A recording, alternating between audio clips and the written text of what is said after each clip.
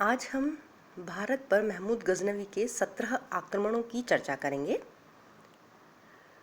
इन आक्रमणों के बारे में लघुत्तरात्मक प्रश्न पूछे जाते हैं और प्रतियोगिता परीक्षाओं में भी इन आक्रमणों के बारे में प्राय एमसीक्यूज आते हैं।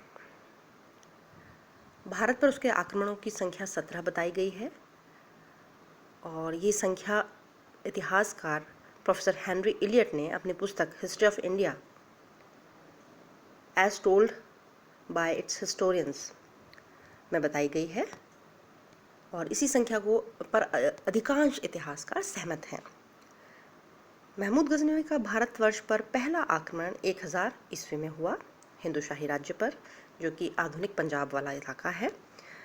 हिंदू शाही राज्य की सीमा पर स्थित लमगान नामक नगर पर यह हमला हुआ और गजनवी धन लूटकर ले गया।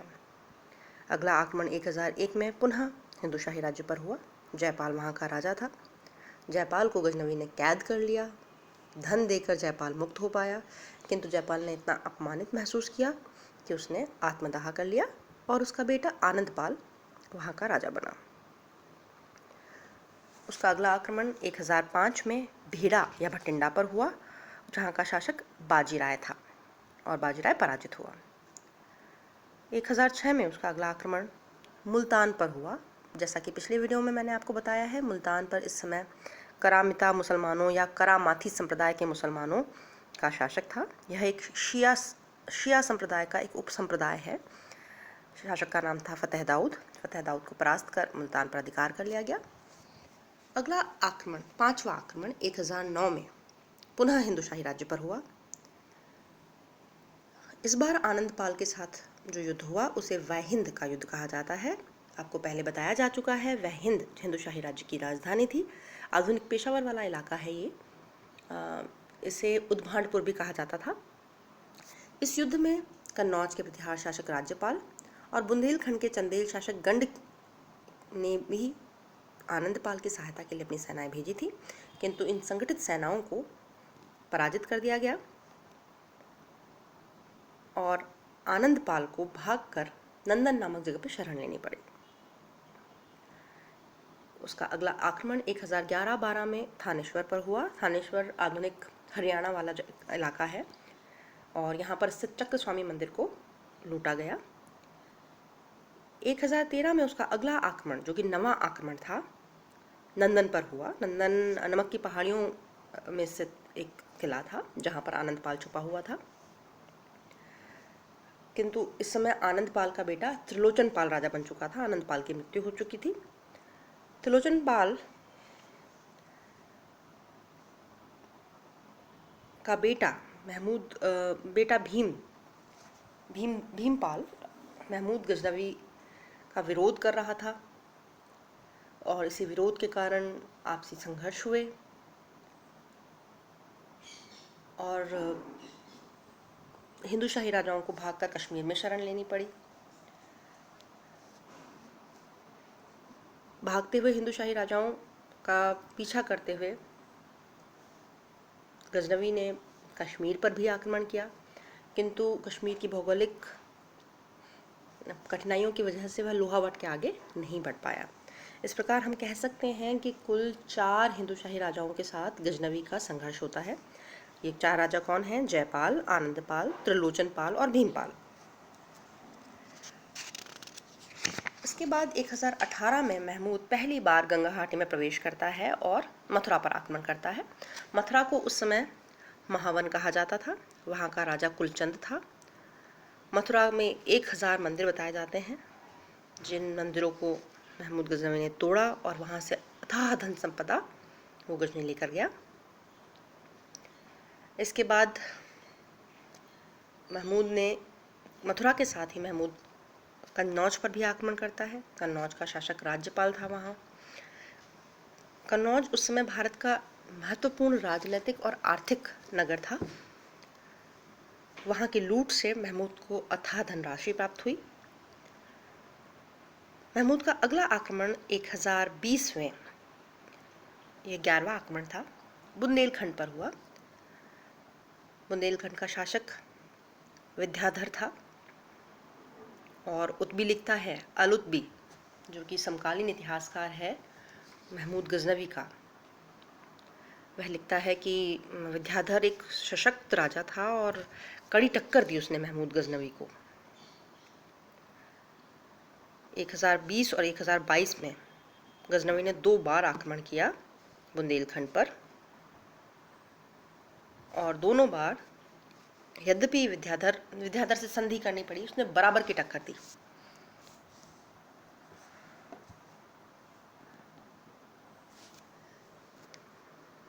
एक 1021-22 में पुनः हिंदू शाही राज्य पर आक्रमण किया गया और भीम को अजमेर में जाकर शरण लेनी पड़ी। 1022-23 में कालिंजर पर हमला हुआ, राजा नंद परास्त हुआ वहाँ का। ग्वालियर पर भी आक्रमण हुआ। अगला आक्रमण 1025 में, ये 16वां आक्रमण था और उसका सबसे प्रसिद्ध आक्रमण है सोमनाथ पर हुआ। सोमनाथ आप जानते हैं गुजरात में है। 12 ज्योतिर्लिंगों में से एक ज्योतिर्लिंग सोमनाथ में स्थित है और ये सोमनाथ मंदिर भारत भर में विशेष प्रसिद्ध था और अथाह संपदा यहाँ पर थी। गुजरात इस समय इस इलाके का राजा था चालुक्य राजा भीम। चालुक्य राजा भीम इस समय यहाँ का राजा था। इस आक्रमण का जिक्र समकालीन मुस्लिम इतिहासकार अल-गर्दीपी द्वारा अपनी पुस्तक किताब जैनुल असबार में इसका उल्लेख किया गया है। ये अरबी भाषा में लिखी हुई किताब है। अल-गर्दीपी लिखता है कि सोमनाथ के मंदिर की लूट में इतनी धनराशि प्राप्त हुई कि वह अन्य सब आक्रमणों से मिलाकर भी प्राप्त नहीं हुई थी।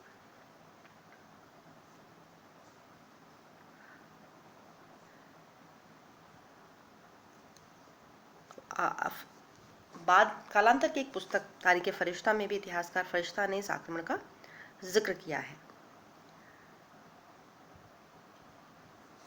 सोमनाथ मंदिर पर हमले के बाद अथाह धन संपदा लेकर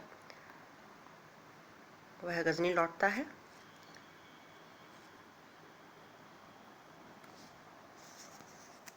अंतिम आक्रमण उसका सिंध पर होता है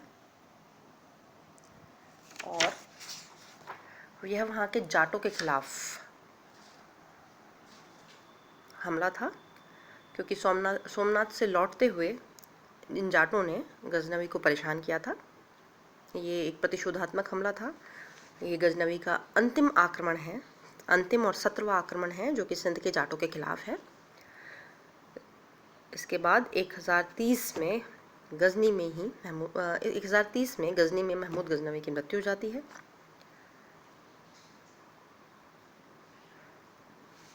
गजनवी की प्रमुख उपाधियाँ जो हैं वो है यामिनुद्दौला। मैंने आपको बताया था कि गजनी यामिनी वंश का था, इसलिए उसे यामिनुद्दौला कहा जाता है।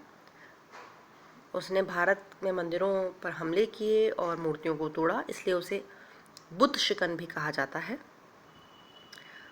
और उसे गाजी भी कहा जाता है। गाजी मतलब विधर्मियों को पराजित करने वाला, दूसरे धर्म के लोगों को पराजित करने वाला। तो इस प्रकार उसकी उपाधियाँ हैं यामिनुद्दौला, गाजी, बुद्ध शिकन।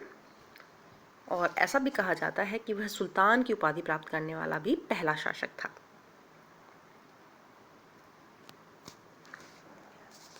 अब नेक्स्ट वीडियो में हम लोग महमूद गजनवी के आक्रमणों के क्या परिणाम हुए उसकी चर्चा करेंगे। धन्यवाद।